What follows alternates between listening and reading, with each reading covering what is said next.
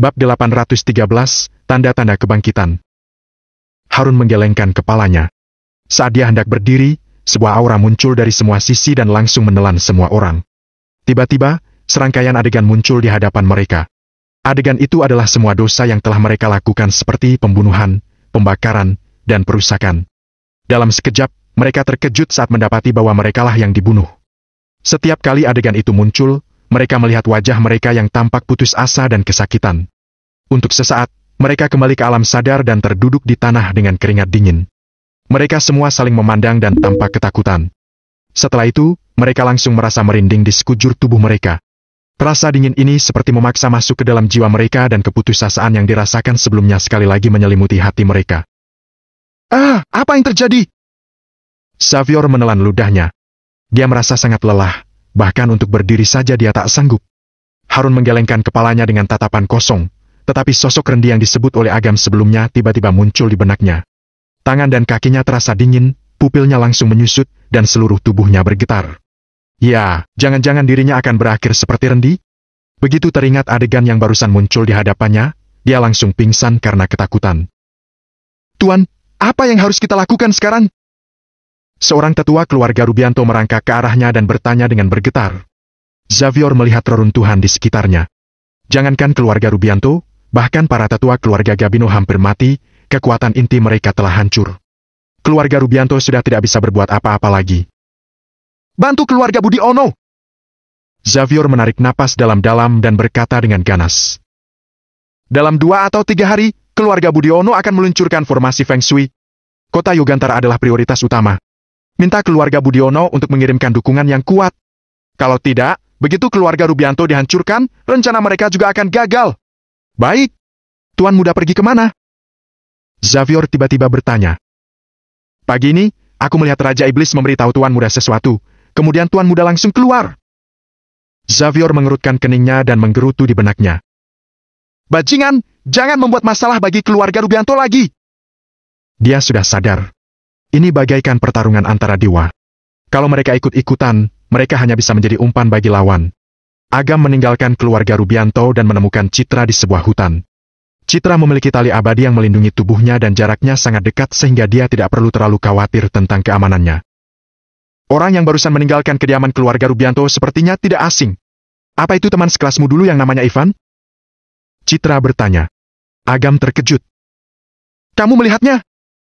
Citra mengangguk ringan dan berkata dengan ragu-ragu. Aku tidak tahu apa yang terjadi barusan. Semuanya terlihat dengan jelas. Aku bisa melihat wajahnya dan arah dia pergi. Agam mengerutkan kening. Citra adalah orang biasa. Dia tidak mungkin bisa melihat adegan ketika Ivan melarikan diri, tetapi dia melihat wajah dan arahnya melarikan diri. Hal ini menunjukkan bahwa keturunan Dewi Pembunuh Citra sedang terbangun dan menunjukkan kemampuannya. Ini bukan kabar baik. Raja penguasa neraka dan Dewi Pembunuh adalah musuh bebuyutan. Begitu keturunan Dewi Pembunuh terbangun sepenuhnya, Agam tidak dapat memprediksi apa yang akan terjadi di antara mereka. Tiba-tiba, dahi Agam terasa agak dingin. Citra mengulurkan tangannya yang ramping dan menyentuh dahinya. Citra menatap Agam dengan lembut, seolah ingin menghaluskan kerutan di dahinya. Agam menarik napas dalam-dalam dan memegang tangan Citra dengan lembut, melupakan pikirannya yang berantakan. Dia berbalik ke Hardian dan berkata, sekarang kondisimu sangat buruk. Berdasarkan pemahaman aku tentang Ivan, dia mungkin mengadang dan mencegatmu di tengah jalan. Mendingan kamu ikut aku ke kediaman keluarga Yuliandi. Hardian mengangguk dengan sungguh-sungguh dan menggendong Johnson untuk mengikuti Agam. Beberapa kilometer jauhnya, suatu ruangan tampak terdistorsi dan Ivan perlahan muncul dari dalam. Sambil melihat arah kediaman keluarga Rubianto, ekspresi Ivan tampak ganas dan dia berkata, Kawan lamaku, kamu selalu merusak rencanaku. Kamu sungguh menyebalkan, jangan salahkan kalau aku kejam padamu. Yasmina sedang duduk di kafe dan meminum kopi dengan elegan. Wadi Samura dan Tamir Hasan duduk berseberangan sambil mengobrol tentang situasi di alam G. Hanya ada 3 orang itu di seluruh kedai kopi. Ada juru masak makanan barat, barista, dan pelayan yang berdiri terpisah dengan jarak 10 meter, berdiri tegak dan menunggu perintah setiap saat. Berdasarkan identitas Yasmina, kemanapun dia pergi, harus selalu mendapatkan dan menikmati pelayanan dengan kualitas tertinggi. Tiba-tiba, tangan Yasmina bergetar dan pupilnya menyusut. Seorang pria berjubah putih muncul di hadapannya. Telapak tangan pria itu terlipat di depan, aura kebajikan yang kuat menyelimuti sekujur tubuhnya.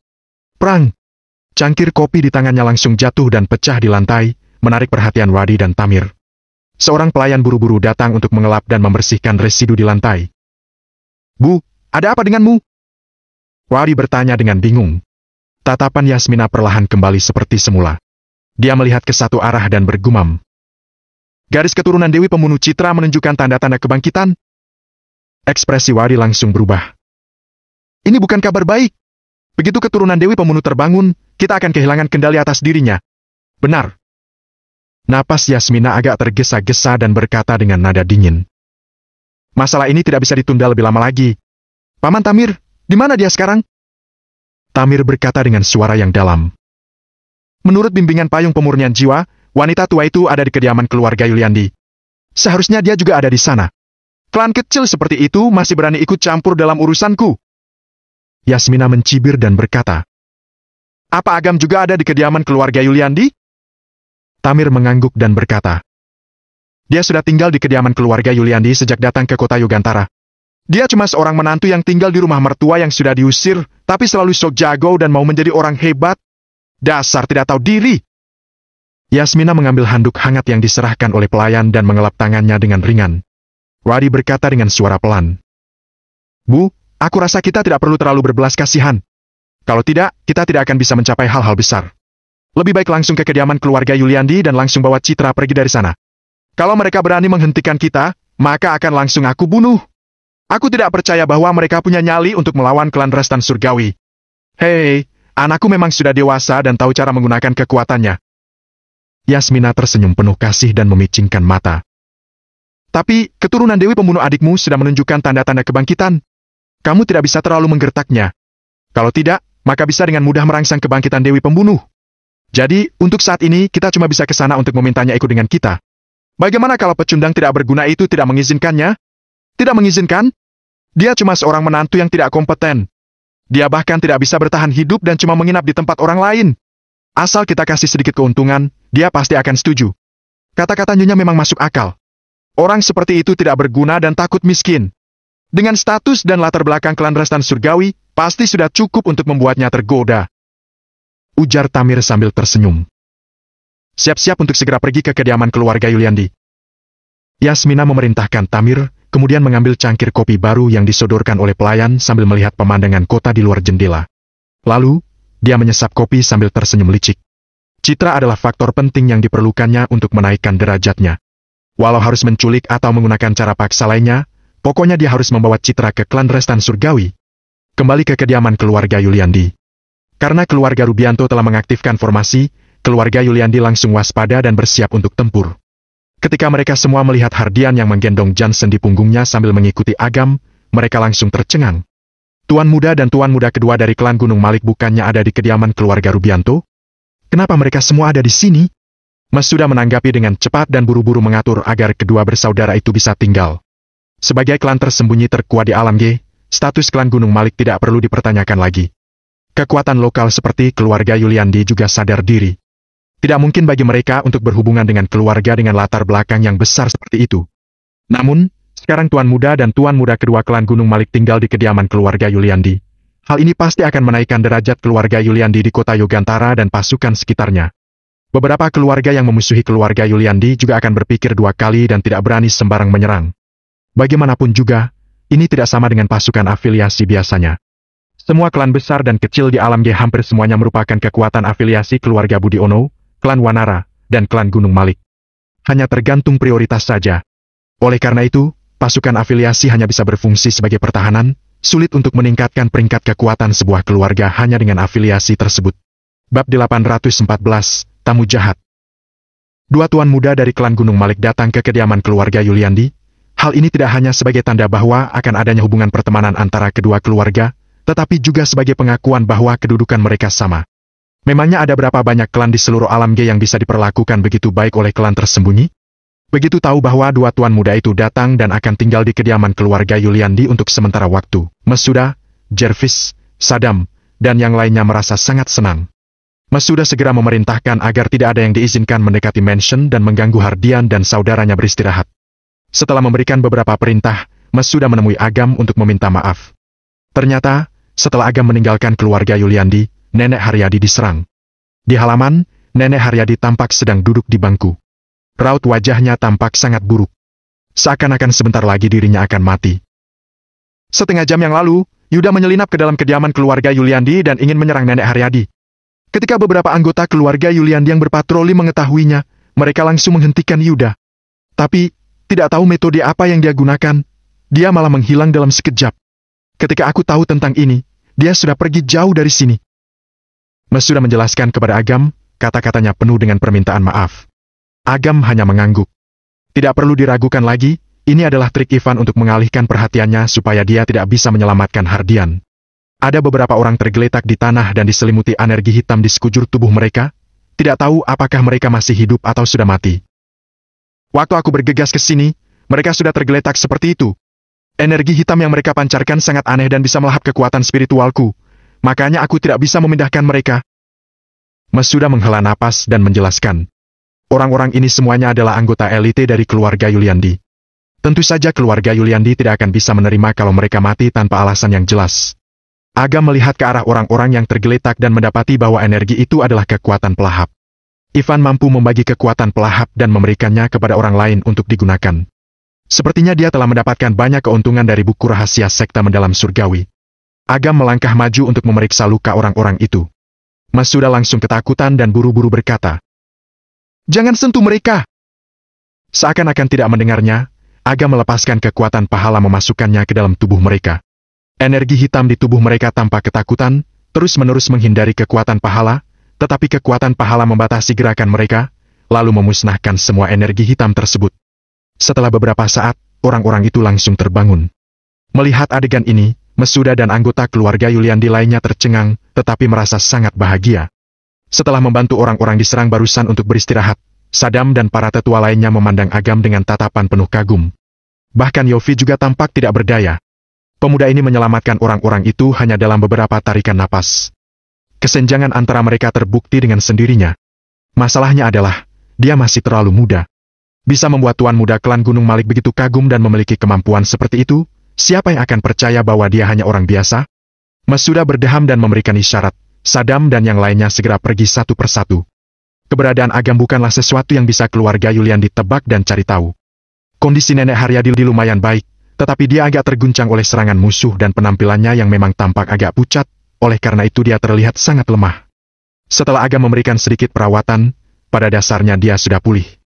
Namun, Citra sangat mengkhawatirkannya dan bersikeras untuk mendampingi Nenek Haryadi. Agam tetap tinggal di halaman, bermeditasi dan memasuki penyimpanan semesta untuk mengumpulkan metode Feng Shui. Hari pembalasan keluarga Budi Ono makin dekat. Ketika saatnya tiba, Agam akan sepenuhnya terlibat dalam pertempuran. Kalau ada yang mengambil kesempatan untuk menyerang keluarga Yuliandi, akan sulit untuk menahan keduanya. Meskipun formasi 6 arah tombak ilahi sangat kuat, itu tidak cukup untuk melawan musuh asing yang berkekuatan besar. Formasi penghancur pasukan. Ini adalah formasi yang didapatkan Agam di penyimpanan semesta tingkat istimewa untuk penyerangan dan pertahanan. Formasi ini memiliki tingkat yang sangat tinggi dan kekuatan yang sangat besar. Dia dapat menahan serangan alam langit tingkat 9 dan juga dapat membunuh alam langit tingkat 8. Namun, kekuatannya terlalu besar, kekuatan yang dibutuhkan untuk mendukungnya sangat menakutkan. Kalau hanya dengan kekuatan Mesuda dan yang lainnya, sepertinya masih sangat jauh untuk bisa mengatur formasi ini.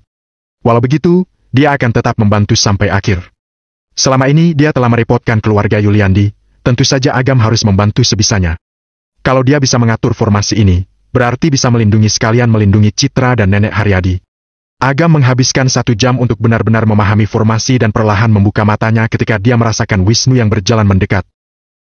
"Kawan, ada 3 tamu yang datang ke sini untuk menemuimu." Wisnu memasuki halaman dengan tergesa-gesa sambil memanggilnya. "Oke." Agam mengangguk santai. Begitu ada orang lain yang memasuki kediaman keluarga Yuliandi, dia langsung tahu identitas mereka. Dia bangkit dan meregangkan tubuhnya sambil berkata, "Ayo pergi." "Loh, kamu tidak terkejut?" Wisnu sangat tertegun. Melihat penampilan Agam yang acuh tak acuh, hatinya penuh dengan rasa kagum. Di usianya yang sama, dia masih mengkhawatirkan urusan keluarga Yuliandi, tetapi Agam sudah jauh melampaui itu dan bahkan terlibat dengan klan tersembunyi. Memang tidak bisa dibandingkan.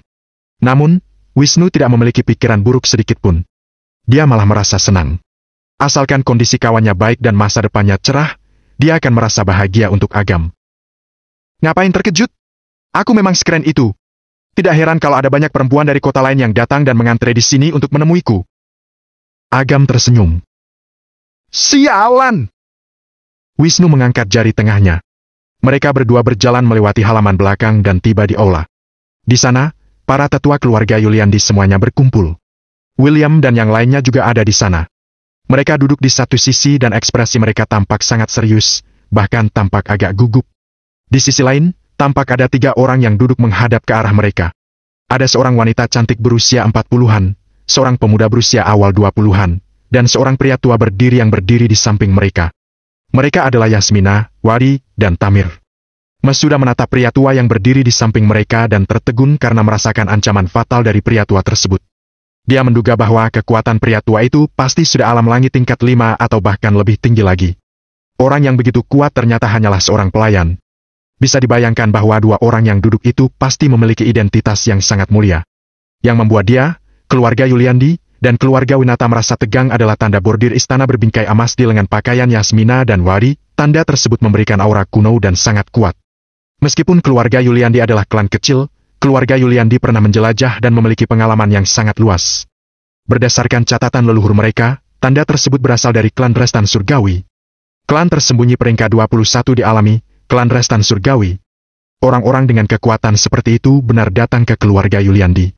Ini adalah kedatangan paling menakutkan yang pernah diterima keluarga mereka. Namun, tidak tahu apakah orang-orang ini adalah teman atau musuh. Agam melihat ke arah mereka secara sekilas. Dia pernah bertemu dengan Yasmina sebelumnya, tetapi dia belum pernah melihat Wari dan Tamir. Namun, dilihat dari auranya, tidak sulit untuk mengetahui hubungan mereka. Mereka di sini untuk meminta seseorang. Agam menatap mereka dengan acuh tak acuh.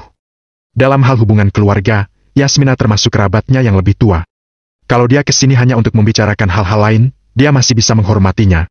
Namun, bila mereka datang untuk citra, maka dia tidak akan meladeni mereka.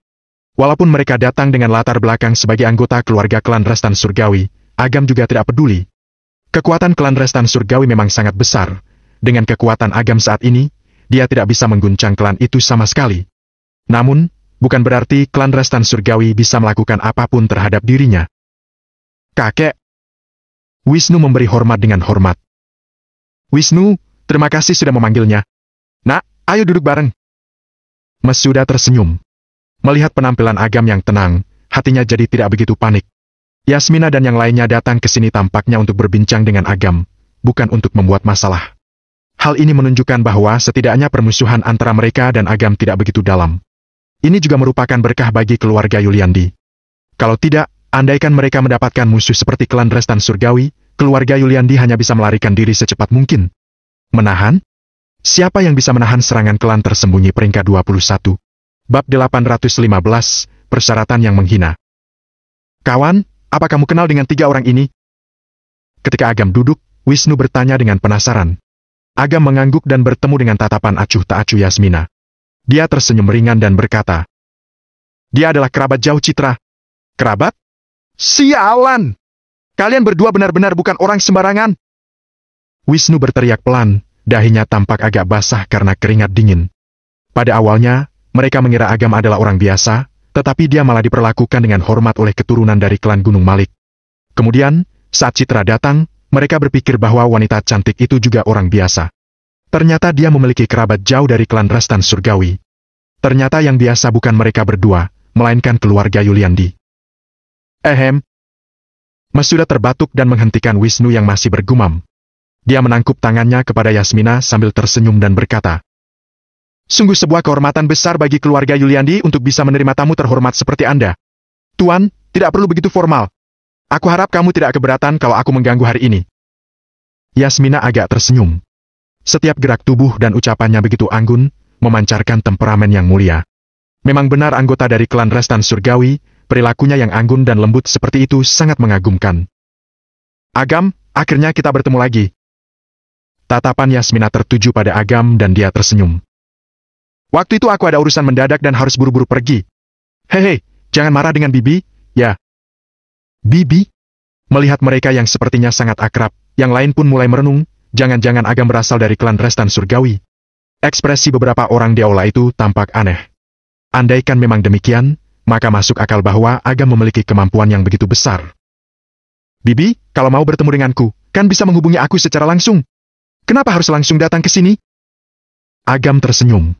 Karena mereka tidak terburu-buru, maka Agam juga akan menunggu dengan sabar untuk mencari tahu tujuan utama mereka.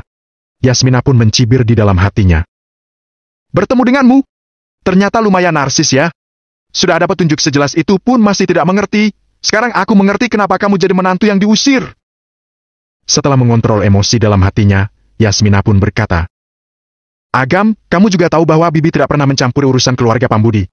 Satu-satunya hal yang aku pedulikan adalah keponakanku yang malang itu. Yasmina menghela napas, melihat ke sekeliling dan bertanya, Aku dengar Citra juga ada di sini bersamamu. Kenapa dia tidak ikut ke sini? Setelah tahu apa yang telah kalian lakukan, dia mungkin tidak sudi bertemu dengan kalian. Kata Agam sambil merentangkan kedua tangannya. Agam, ibuku berbicara baik-baik denganmu. Kenapa kamu omongnya begitu sih? Jangan lupa, ibuku bukan hanya kerabat tuamu, tapi juga anggota klan Restan Surgawi. Rari berkata sambil mencibir. Dia licik dan ingin memberikan ancaman. Hanya saja, orang biasa seperti Agam adalah serangga kecil di matanya. Kalau bukan karena masalah keturunan Dewi Pembunuh yang sangat penting, dia tidak akan repot-repot terlibat dalam percakapan ini. Tuan muda, dia mungkin tidak tahu kalau Anda menyebutkan nama klan Restan Surgawi. Tamir tersenyum di samping. Rari pun mengangguk dan menyalahkan dirinya sendiri. Benar, aku nggak kepikiran. Yasmina menatap mata Agam yang masih tampak tenang. Dia memicingkan matanya dan tersenyum. Nak, jangan salahkan Bibi banyak ikut campur. Meskipun kamu punya hubungan pernikahan dengan Citra, kalian tidak cocok sama sekali. Kali ini, Bibi datang ke kota Yogantara karena ingin membawanya kembali. Dia akan punya kehidupan yang jauh lebih baik bersamaku. Kalau kamu benar-benar sayang dengan Citra, biarkan dia pergi bersamaku. Ternyata memang datang untuk meminta orang. Agam berkata dengan tenang. Bibi Yasmina, Citra adalah manusia, bukan objek. Kalau dia ingin pergi bersamamu, aku tidak akan menghentikannya. Tapi kamu terus mengatakan kalau itu untuk kebaikannya. Kalau begitu, kenapa kamu tidak membantu apapun sebelumnya, sekarang malah datang dan mau membawanya pergi? Sebenarnya untuk kebaikan Citra atau untuk kebaikan kalian sendiri? Terlintas tatapan dingin di mata Yasmina. Kalau bukan karena tidak ingin membuat Citra marah dan mempercepat kebangkitan Dewi Pembunuh, Yasmina tidak akan pernah berbicara omong kosong seperti ini. Agam, aku sangat memahami kasih sayangmu terhadap Citra, tapi kamu sudah dewasa. Kamu harus tahu bahwa yang paling penting bukan cuma sekadar perasaan sayang saja, harus lihat pasangan itu serasi atau tidak. Kalau ikut kamu terus, Citra pasti akan menderita. Dia adalah keponakan kesayanganku. Sebagai seorang tetua keluarga Pambudi, aku tidak akan membiarkannya menderita begitu terus, jadi aku harap kamu akan mengambil inisiatif untuk melepaskannya. Melihat Agam yang tampaknya tidak mau mengalah, tatapan dan ekspresi Yasmina jadi dingin. Dia pun berkata, Aku tahu bahwa Citra adalah seorang gadis yang sangat menghargai perasaan. Karena tidak mau menyakitinya, aku datang ke sini dan berdiskusi baik-baik denganmu. Tapi jangan lupa bahwa kamu hanyalah seorang pecundang tidak berguna yang masuk ke dalam keluarga istri. Sebelum kamu bergabung dengan keluarga Pambudi, kamu tidak punya apa-apa. Walaupun kamu benar-benar menikah dengan Citra dan secara resmi menjadi bagian dari keluarga Pambudi, kamu hanya pecundang yang akan ditertawakan terus-menerus karena kamu tidak becus. Mendengar ini, ekspresi semua orang di aula pertemuan itu berubah. Mesuda dan yang lainnya pun mengerutkan kening. Meskipun Yasmina memiliki identitas yang terhormat, dia benar-benar keterlaluan karena sudah meremehkan dan mempermalukan Agam dengan kasar seperti itu. Pria paling menghargai martabatnya. Yasmina mengungkap status pernikahan matri lokal Agam di depan umum seperti ini dan mau membawa istrinya pergi, jelas-jelas ingin menghinanya. Mesuda pun langsung menoleh dan mendapati Agam yang tetap tenang. Hal ini membuatnya diam-diam merasa terkejut. Kesabaran seperti ini benar-benar sangat sulit dijangkau orang pada umumnya. Walaupun Yasmina memiliki latar belakang yang luar biasa, tampaknya dia akan menyesali apa yang dia lakukan hari ini. Agam tersenyum samar dan berkata, Bibi, ayo omong terus, aku mendengarkan. Yasmina mengerutkan kening. Kamu dengar apa yang aku katakan padamu, kan? Memangnya kamu masih belum mengerti? Kamu tidak punya apa-apa. Kamu hanya bisa mengandalkan wanita untuk bertahan hidup. Dengan caramu yang seperti ini, masih berani bilang mau memberi Citra kebahagiaan? Kamu salah! Wisnu tidak bisa menahan diri dan menggertakkan giginya. Aku bisa melihat bahwa perasaan kawanku terhadap istrinya sangat tulus. Kalau kamu benar-benar ingin melakukan yang terbaik untuk keponakanmu, mendingan hormati pendapatnya daripada mengandalkan latar belakang dan identitasmu untuk memaksa kawanku. Agam terkejut. Wisnu berani membelanya, ini benar-benar di luar dugaannya. Mata Tamir berkedip dengan cahaya dingin, kekuatan spiritual di tubuhnya berkumpul dan membentuk momentum besar, menutupi seluruh aula pertemuan. Beberapa tetua yang agak lemah segera merasa pengap di dada dan wajah mereka jadi pucat. Tubuh Wisnu langsung gemetaran dan dia hampir terjatuh dari kursinya. Ekspresi Mesuda berubah jadi suram dan dia melepaskan kekuatan spiritualnya untuk mengimbangi sebagian dari penindasan kekuatan yang menyelimuti aula, membuat Wisnu merasa jauh lebih baik dalam seketika. Tamir pun mencibir. Namun, begitu melihat tatapan dingin Yasmina, dia menarik kembali kekuatan spiritualnya secara perlahan. Bibi Yasmina, kamu sudah omong begitu banyak, apa ada hal lain yang perlu ditambahkan? Agam tersenyum dan melihatnya dengan tatapan dingin. Sebenarnya, dulu Agam memiliki kesan yang baik terhadap Yasmina karena dia lumayan baik pada Citra. Namun, kalau dia menyerang keluarga Yuliandi, Agam tidak akan membiarkannya begitu saja. Yasmina menatap Agam dalam-dalam. Dia tidak menyangka bahwa Agam bisa tetap tenang seperti itu. Hal ini benar-benar mengejutkannya. Tampaknya menjadi menantu yang tinggal di rumah mertua selama tahun telah banyak melatih mental dan pikirannya. Namun, paling hanya begitu saja. Agam, aku tahu bahwa kamu sedang kesulitan dalam keuangan. Kalau tidak, kamu tidak mungkin menikah ke dalam keluarga Pambudi hanya demi 1 miliar. Yasmina langsung masuk ke topik utama dan menatap Tamir, yang langsung mengeluarkan kartu ban berwarna hitam. Di dalam kartu ini ada 2 triliun. Tidak banyak, tapi cukup untuk kamu hamburkan seumur hidup. Kamu bisa melakukan apapun yang kamu mau dengan uang ini. Bahkan bisa mencari wanita lain atau beberapa wanita simpanan dan menjalani kehidupan berfoya-foya. Walaupun uangnya habis, aku bisa memberimu 2 triliun lagi. Setelah sedikit jeda, Yasmina tersenyum dan berkata, asal kamu meninggalkan Citra, semua ini akan menjadi milikmu. 2 triliun. Orang biasa tidak akan bisa mengumpulkan uang 20 miliar walau telah bekerja seumur hidup. Dengan uang 2 triliun, mereka bisa melakukan hampir semua hal yang mereka inginkan. Siapapun pasti tidak akan bisa menahan godaannya. Selain itu, Agam juga sangat memerlukan uang, setidaknya begitulah yang dipikirkan Yasmina. Agam pasti akan langsung setuju dan bahkan bersujud pada dirinya untuk berterima kasih. Wisnu mengepalkan tinjunya erat-erat. Menggunakan uang untuk suruh Agam pergi adalah sebuah penghinaan. Agam hanya tersenyum tipis sambil mengeluarkan sebuah kartu ban dan berkata, ada 20 triliun di dalam kartu ini. Ambillah dan jangan mengusik Citra lagi di masa depan. Bab 816, kamu salah menilai diriku. Baru setahun kita tidak bertemu, ternyata kamu sudah jadi lebih menjanjikan. Ekspresi Yasmina tampak suram. Melihat penampilan Agam yang acuh tak acuh, Yasmina tahu bahwa apa yang dia katakan tidak salah. Agam mengangkat bahunya dan berkata, bagaimana menurutmu? Kalau bersedia, silakan ambil uangnya dan pergi. Pantas saja kamu begitu percaya diri. Sayang sekali, bagi kami, uang hanyalah kotoran tak berguna. Kamu kira kamu bisa berdiri di level yang sama dengan kami hanya dengan uang? Dasar tidak tahu diri. Wadi mencemooh. Begitu fokus dalam mencari uang, tetapi tidak tahu apapun tentang hal yang sebenarnya mengendalikan dunia, yaitu kekuatan kultivasi. Seperti kata menyedihkan yang terjebak di dasar sumur. Agam, kamu dengar kata-kata anakku? Dia memang benar. Tidak peduli berapa banyak uang yang sudah kamu hasilkan, kamu tidak akan bisa memberikan kebahagiaan kepada Citra, karena uang saja tidak cukup. Kamu tidak punya kekuatan untuk melindungi Citra, jadi kamu tidak pantas bersamanya. Sambil berbicara, Yasmina melirik Tamir. Kemudian, Tamir mengeluarkan sebuah kotak dan perlahan membuka tutup kotak tersebut. Sebuah aura kuno langsung meresap ke udara. Keluarga Yuliandi, keluarga Winata dan yang lainnya melihat dengan rasa penasaran. Ketika mereka melihat sebuah gulungan kuno, mereka semua tersentak. Metode kultivasi rahasia! Tidak banyak metode kultivasi yang beredar di dunia. Bahkan dengan sumber daya dan koneksi keluarga Yuliandi, mereka juga tidak punya banyak teknik rahasia. Gulungan-gulungan rahasia di dalam kotak itu mengeluarkan aura yang sangat kuno, bahkan gelombang aura yang dipancarkannya membuat mereka merasa jantung mereka berdebar-debar. Buku metode kultivasi rahasia dari klan Restan Surgawi pasti memiliki nilai yang sangat tinggi. Ada banyak seniman bela diri kuno di dunia ini, baik dari bidang metode pengobatan, kekuatan fisik, ataupun feng shui. Mereka secara kolektif disebut sebagai pembudidaya. Aku tidak akan menjelaskan banyak tentang ini. Nanti kamu bisa tanya kepada orang-orang dari keluarga Yuliandi ini. Yasmina tersenyum, lalu menatap Mesuda dan yang lainnya. Keluarga Yuliandi dan yang lainnya hanya bisa tersenyum dan terkekeh. Mereka berpikir bahwa orang-orang ini tidak tahu kemampuan Agam yang sebenarnya. Bisa-bisanya wanita ini mengira sebuah metode kultivasi rahasia akan membuat Agam terkesan. Kalau orang-orang dari klan Restan Surgawi ini tahu identitas dan kemampuan Agam, mereka pasti akan malu. Yasmina tidak tahu apa yang dipikirkan para tetua lainnya di aula tersebut. Di matanya, Agam hanya orang biasa yang tidak berguna. Yasmina pun berkata dengan ringan dan angkuh. Metode kultivasi ini namanya gulungan kebenaran, merupakan benda berharga milik klan Restan Surgawi. Kalau kamu mempelajari teknik ini, dalam waktu 3 tahun, kamu pasti akan menjadi orang yang kuat. Setelah itu, kamu akan mendapatkan kekayaan yang tak terhitung jumlahnya, masa hidup kamu juga akan diperpanjang. Bukankah hidup seperti itu jauh lebih menyenangkan daripada menjadi orang biasa? Gulungan kebenaran?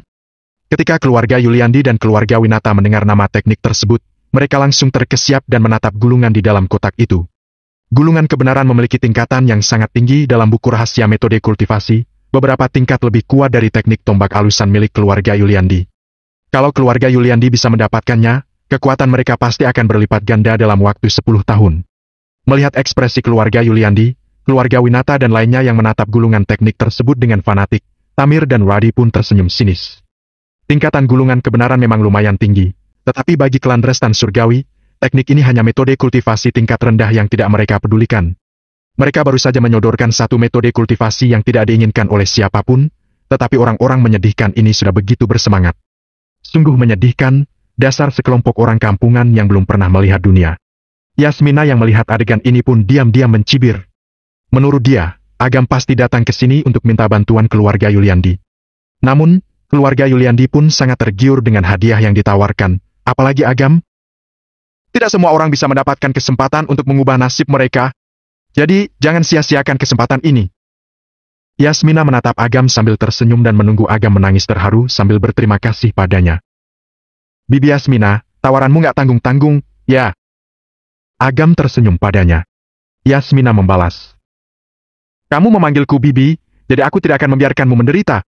Terimalah, 3 tahun kemudian, kamu pasti akan berterima kasih padaku. Kata-kata Yasmina terdengar begitu lembut dan penuh dengan niat baik. Menurutnya, memberikan gulungan kebenaran kepada Agam sama saja seperti memberikan beberapa perak kepada pengemis di pinggir jalan. Agam tersenyum sambil menyentuh batu roh itu. Sebelumnya, dia pergi ke pameran dagang dan membeli 3 batu roh. 2 batu roh sudah digunakan untuk keluarga Yuliandi dan keluarga Winata. Sekarang hanya tersisa 1. Dengan jentikan jarinya, batu roh itu terbang menuju Tamir dan ditangkap olehnya. Dia tidak mengerti apa yang dimaksud oleh Agam, kemudian Agam tertawa dan berkata, "Itu adalah teknik cahaya ungu.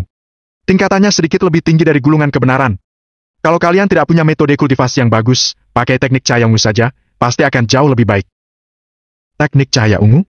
Seluruh aula tiba-tiba menjadi hening. Masuda dan yang lainnya pun terkejut sampai berdiri. Tamir merasakan aura di dalam batu roh itu dan menarik napas dalam-dalam. Tubuhnya sedikit gemetaran dan dia tampak tidak percaya. Ini benar-benar adalah teknik cahaya ungu, bahkan merupakan versi dari leluhur. Ekspresi Yasmina dan Wadi berubah drastis. Teknik cahaya ungu adalah tingkat istimewa teknik ilahi. Bahkan di penyimpanan klan Restan Surgawi pun tidak punya lebih dari 10 buku rahasia tingkat istimewa dalam koleksinya. Sekarang Agam malah dengan santai mengeluarkan 1, bahkan merupakan versi asli yang belum pernah dimodifikasi. Dari mana dia mendapatkannya? Tamir menelan ludah dan tampak tergiur, ingin mendapatkan metode kultivasi tersebut. Dia hanya seorang pelayan, metode kultivasi yang dia latih memang tidak lemah, tetapi jauh lebih rendah daripada teknik cahaya ungu. Kalau dia bisa memilikinya, kekuatannya pasti akan berkembang dengan pesat. Setelah itu, posisinya di klan Restan Surgawi pasti akan. Tamir tiba-tiba merasa kedinginan di sekujur tubuhnya. Melihat tatapan dingin Yasmina, dia menekan perasaan serakahnya. Seperti sedang memegang harta karun, dia menyerahkan batu roh itu kepada Wadi dengan tangan gemetar. Wadi memeriksa batu roh itu dan ekspresinya berubah jadi masam.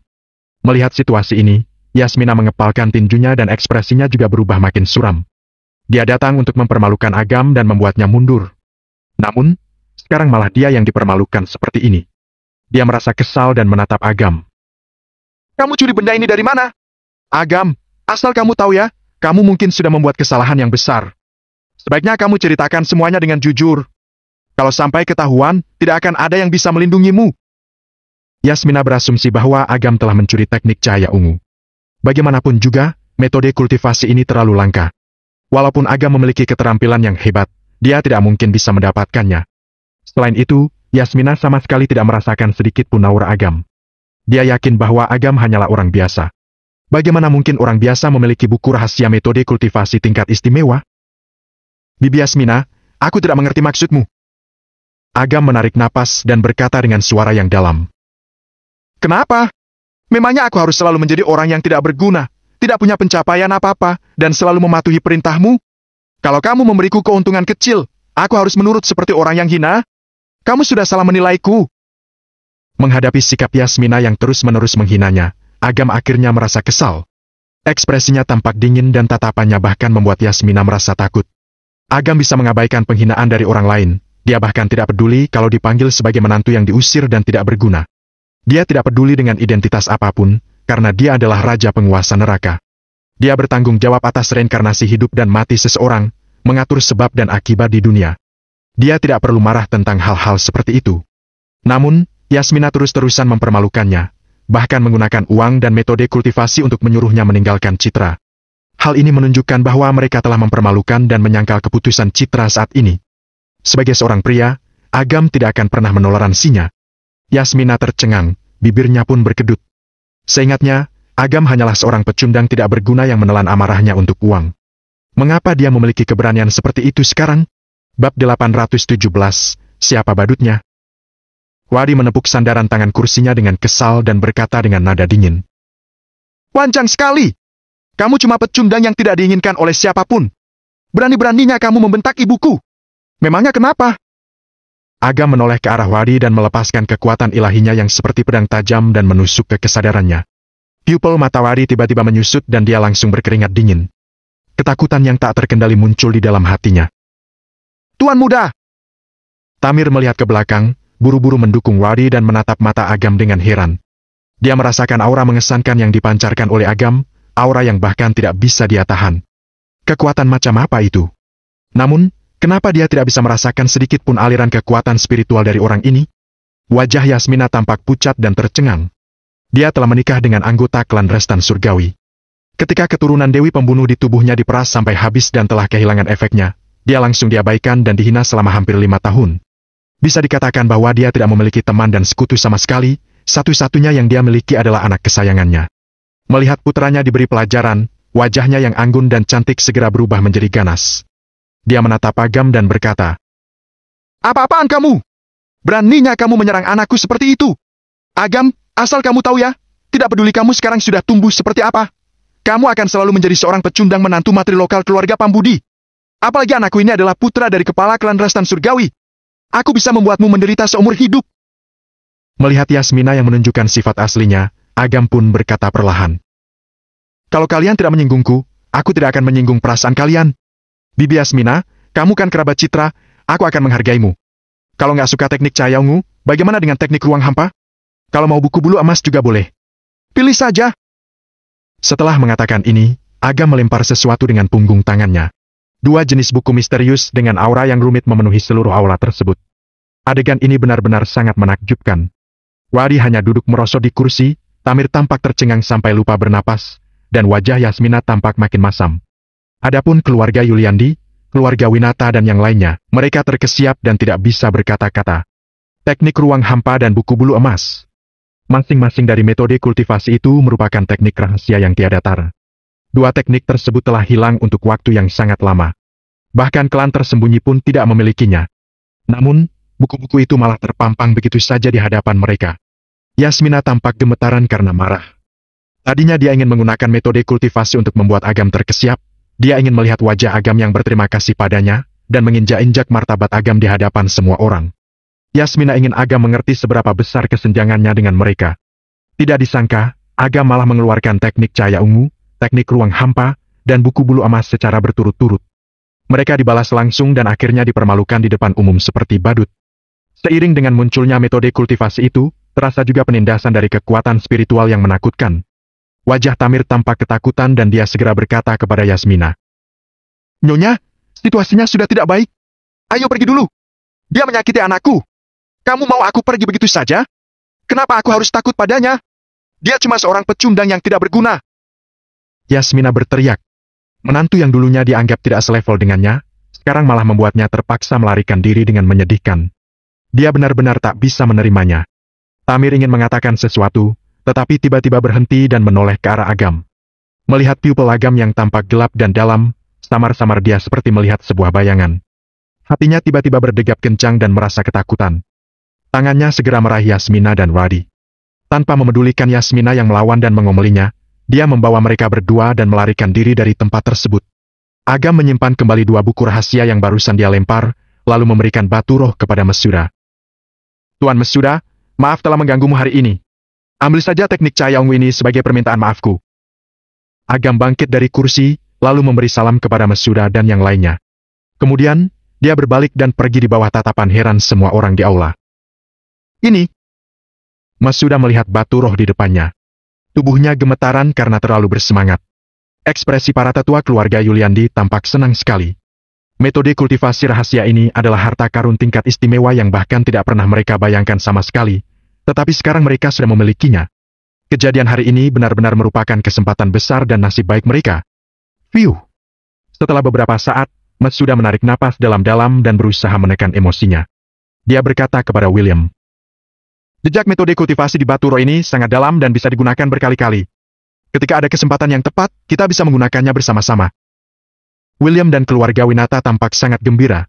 Mereka tidak berharap akan mendapatkan bagian juga. "Tapi, aku tidak mendapatkan izin dari anak itu. Apa kita pantas mendapatkan teknik itu?" William bertanya dengan cemas.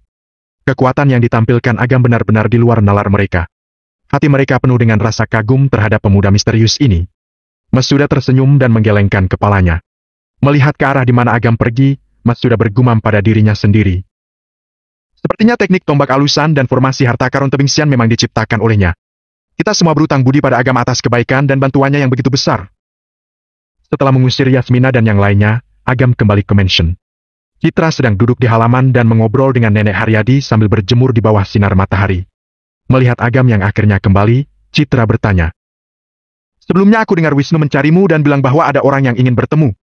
Mereka, Yasmina, ada putranya juga, dan seorang lelaki tua. Mereka mau membawamu pergi, tapi sudah aku usir." Agam tersenyum dan duduk di kursi. Hati Citra berdebar kencang dan dia buru-buru bertanya, "Mereka tidak melakukan apapun padamu, kan?" Agam hanya mengangkat bahu. Nenek Haryadi tersenyum dan berkata, "Nak, dengan kekuatan Tuan Penguasa Neraka, tidak banyak orang yang bisa menyakitinya." Citra menggigit bibirnya dan terdiam sebentar, lalu berkata, "Maaf, aku sudah merepotkanmu." Agam mencondongkan tubuh ke depan dan mengelus ujung hidung Citra. "Gadis bodoh, masalah ini tidak ada hubungannya denganmu. Walaupun aku tidak ada di sini, mereka tetap akan menyerangmu." "Menyerangku?" Citra tampak bingung. Agam melirik Nenek Haryadi. Wanita tua itu pun berkata, "Nak, kamu punya garis keturunan khusus. Mereka ingin memanfaatkanmu untuk melakukan sesuatu. Kamu tidak boleh mempercayai kata-kata mereka lagi." "Garis keturunan khusus? Maksudnya keturunan Dewi Pembunuh?" Citra mengangkat kepalanya untuk menatap Agam yang tersenyum padanya. Dia mengangguk ringan dan berkata, "Tapi, kita harus buat kesepakatan. Kalau ada masalah seperti ini di masa depan, kamu harus bilang ke aku terlebih dahulu sebelum membuat keputusan." "Kenapa? Kamu takut aku akan menyakiti mereka?" Agam tersenyum. Citra melirik Agam dan agak menundukkan kepalanya. Lalu, dia berkata dengan lembut, "Aku takut kamu akan terluka." Agam agak terkejut mendengar ucapannya. Dia menyentuh rambut Citra dan berkata, "Aku laki-lakimu." Mendengar ini, mata Citra memerah. Matahari terbenam menyinari wajahnya yang tampak serius. Bayangan mereka berdua saling terkait di bawah sinar mentari dan waktu mengalir dengan tenang. Tamir membawa Yasmina dan Wari menjauh dari keluarga Yuliandi dan berlari puluhan kilometer tanpa henti sebelum akhirnya sampai di sebuah sudut taman. "Lepaskan aku!" Yasmina menepis Tamir dan segera menampar wajahnya. Tamparan ini terdengar sangat nyaring. Bertemu dengan tatapan marah Yasmina, Tamir buru-buru berlutut dan berkata, "Nyonya, situasi barusan benar-benar berbahaya. Saya terpaksa membawa Anda pergi. Maafkan saya." Yasmina berkata dengan marah, "Kita semua dari klan Restan Surgawi, kenapa harus takut dengan menantu yang tinggal di rumah mertua? Tapi dia..." Tamir ingin menjawab, tetapi langsung menutup mulutnya karena merasakan tatapan dingin Yasmina. "Bu, aku baik-baik saja." Wadi menarik napas dalam-dalam. Sebelumnya, dia menderita karena serangan mental Agam dan merasa jiwanya hampir runtuh. "Nak!" Yasmina buru-buru menyentuh wajah Wadi dan melihatnya dengan cermat. Dia berkata dengan penuh dendam, "Berani-beraninya bajingan sialan itu menyakiti anakku yang berharga ini. Setelah Arkan menyelesaikan kultivasi pengasingan, ibu pasti akan minta dia untuk bantu kamu balas dendam. Bu, aku ingin balas dendam sendiri. Wari mengepalkan tinjunya, wajahnya penuh kebencian, dan matanya mulai memerah. Sejak dia kecil, dia telah dimanjakan oleh Yasmina dan tidak pernah mengalami penghinaan seperti itu. Dia harus membunuh Agam dengan tangannya sendiri untuk menghilangkan kebencian di hatinya. Tuan muda, tolong dipikir-pikir lagi. Meskipun saya tidak tahu seberapa kuat orang itu, dia pasti berada di atas Anda dan saya. Kalau dia benar-benar menyerang, mungkin saja. Sebelum Tamir bisa menyelesaikan kata-katanya, dia kembali mendapat tatapan tajam dari Yasmina. Yasmina melihat ke arah danau di kejauhan, memikirkan cara untuk membunuh Agam. Sepertinya kalian butuh bantuan. Sebuah tawa terdengar di samping mereka dan Ivan keluar perlahan dari sudut taman itu. Bab 818, mengunjungi kuil. Tamir segera berjaga-jaga dan menegur. Kami dari klan Restan Surgawi, siapa kamu? Begitu Tamir maju, dia langsung mengumumkan identitas mereka untuk supaya Ivan tidak menyerang mereka. Bagaimanapun juga, kondisi mereka sekarang sangat lemah. Kalau dibunuh begitu saja oleh orang kuat, bukankah itu terlalu memalukan? Aku temanmu. Ivan datang dan berkata dengan senyum licik. Musuhnya musuh berarti teman, kan? Kamu juga punya dendam dengan Agam. Yasmina mendorong Tamir dan berjalan ke depan sambil menatap Ivan. Bukan sekadar dendam saja. Aku tidak akan bisa tidur nyenyak kalau tahu bahwa dia masih hidup di dunia ini. Ivan tersenyum. Yasmina mendongakkan kepalanya agak tinggi, memperlihatkan lehernya yang ramping. Kami tidak membutuhkan pembantu. Kalau aku melaporkan masalah ini ke klan Restan Surgawi, pasti ada orang yang menanganinya. Kalian terlalu meremehkannya. Ivan menggelengkan kepala dan melihat ke kejauhan. Aku punya banyak kesempatan untuk membunuhnya, tetapi dia selalu bertahan. Dia seperti kecoak yang sulit dibunuh. Kalau kamu menyerangnya langsung, dia malah akan menjadi lebih kuat. Oleh karena itu, untuk menghadapinya, cara yang paling baik adalah dengan menyerangnya secara diam-diam. Kamu punya cara? Wari mengerutkan kening dan bertanya. Serang langsung di titik lemahnya. Ivan berkata sambil tersenyum muram. Aku sangat mengenal Agam. Dia punya banyak sekali kelebihan, tapi ada satu kekurangan. Dia terlalu manusiawi, kita bisa menggunakan kekurangannya ini untuk membunuhnya. Setelah sedikit jeda, tatapan Ivan tertuju pada Yasmina dan dia berkata. Kalau tidak salah, kalian punya payung pemurnian jiwa, kan? Di dalamnya ada sisa jiwa roh nenek Haryadi? Yasmina mengerutkan kening dan berkata. Kamu ingin menggunakan ini untuk mengancamnya? Tapi, nenek Haryadi hanya kenalan biasa saja dengan Agam. Dia mana mungkin terpancing? Hubungannya dengan nenek Haryadi memang biasa saja, tapi berbeda dengan Citra. Kalau kalian bisa mengendalikan nenek Haryadi, sama saja seperti mengendalikan Citra. Asal Citra berada di bawah kendali kalian, berarti kalian tidak perlu takut lagi. Ivan mengungkapkan senyum menyeramkan dan berkata. Tentu saja, sekarang masih terlalu cepat. 2 hari kemudian, ketika waktunya pas, dia bisa dibunuh dengan satu serangan. Yasmina mengangguk perlahan. Meskipun dia enggan bekerja sama dengan orang tak dikenal ini, solusi yang diberikan memang bagus. Tidak hanya bisa membunuh Agam, tetapi juga bisa membawa Citra kembali ke klan Restan Surgawi.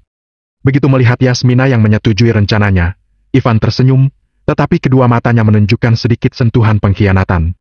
Menggunakan nenek Haryadi sebagai ancaman untuk mengendalikan Citra dan Agam, mereka benar-benar terlalu meremehkan Agam.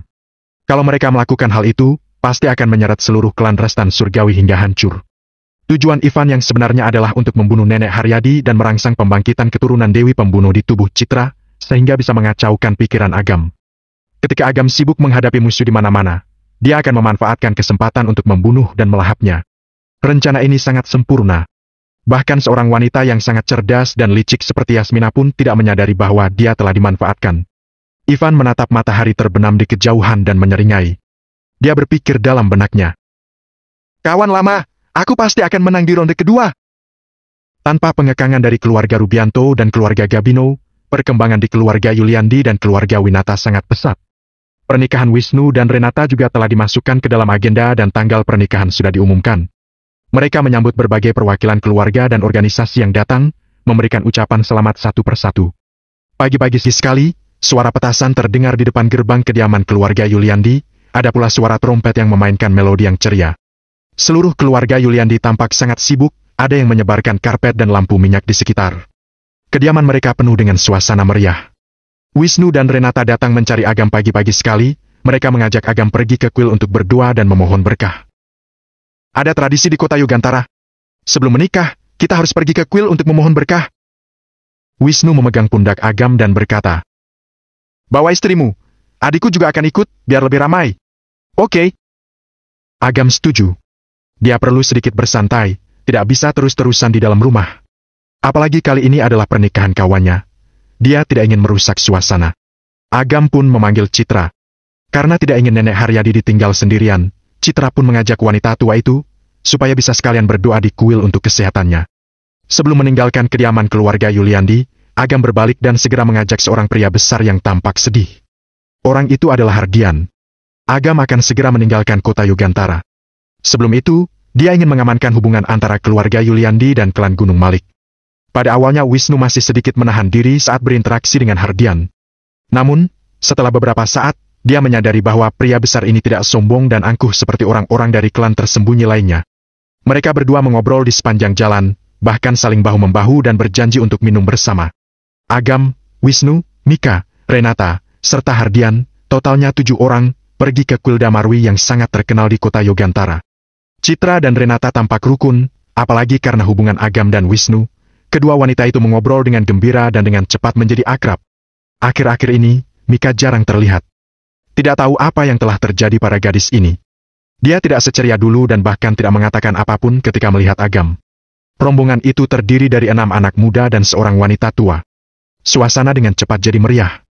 Begitu Wisnu tahu bahwa Hardian adalah orang yang baik, dia langsung memanfaatkan kesempatan ini untuk memperkenalkan adiknya.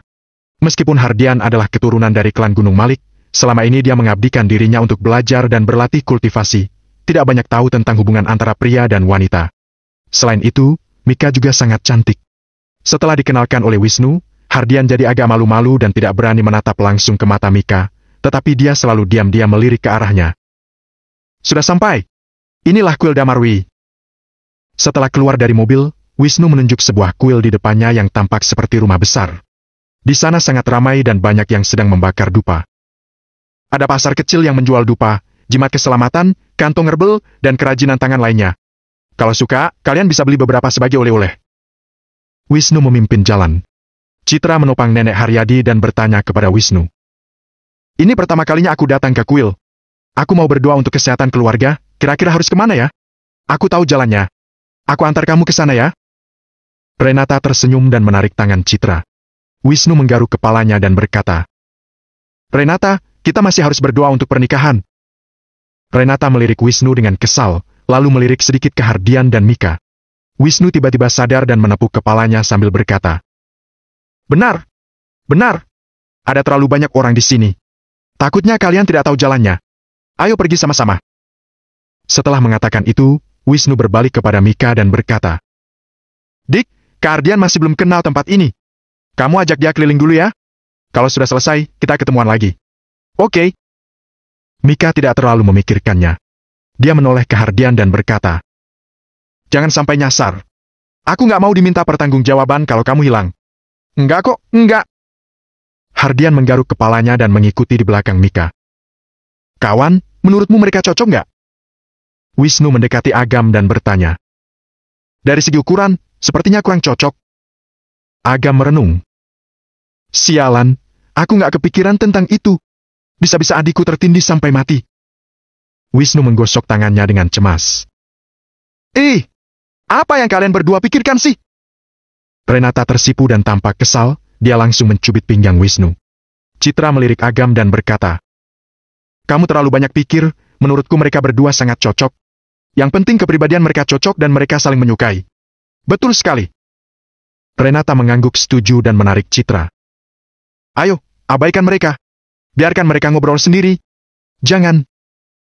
Agam dan Wisnu menjerit sedih pada saat bersamaan. Kedua wanita itu sama sekali tidak menoleh ke belakang. Mereka berjalan di depan bersama dengan Nenek Haryadi. Kawan, pikiranmu terlalu kotor. Akhirnya aku malah ikut diomeli. Wisnu memandang Agam dengan ekspresi kesal. Apaan? Aku cuma bilang bahwa ukuran mereka berdua tidak begitu cocok, maksudnya tinggi dan berat badan mereka. Kamu sendiri yang pikirannya kemana-mana. Agam memutar matanya dan membalas. Wisnu menepuk pahanya dan berkata, Memang begitu, kan? Maksudku juga begitu. Berarti mereka sendiri yang salah paham. Kita berdua adalah pria berhati suci, tidak ada yang salah dengan pikiran kita. Tentu saja. Agam mengangguk dengan serius. Mereka berdua saling menatap selama beberapa detik. Setelah melihat pasangan mereka yang makin menjauh, Agam berkata, "Gimana kalau kita cari mereka dan mengakui kesalahan kita? Oke, ayo cari mereka."